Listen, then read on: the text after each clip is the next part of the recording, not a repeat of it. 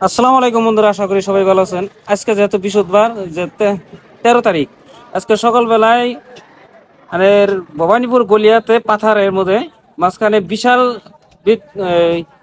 টাওয়ারের মধ্যে উঠে যায় আর কি একজন যুবক। আর যেহেতু স্থানীয় লোকজনে বহুত একসাথে ওই নাম্বার কয়, বাংলা ভাষায় কয় আমার নামাবে রইলে বেঙ্গল থেকে পুলিশ আহিদা আমার নামাইতে লাগবো। এই দেখতে পাচ্ছেন তার পরিস্থিতি কি অবস্থা, তাহলে দেখেন। আর এই বস্তুটা মনে মনে ভাবেন তাহলে অবস্থাটা কি।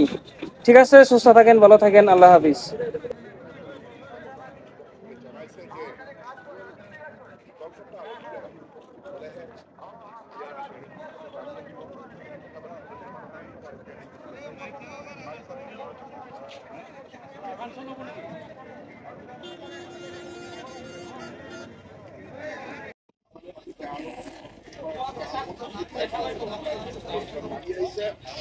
আৰু মাইক যোগে আৰক্ষীয়ে ঘোষণা কৰিছে যে তেওঁৰ পত্নীৰ সৈতে যোগাযোগ কৰা হৈছে আৰু তাৰ ভিতৰত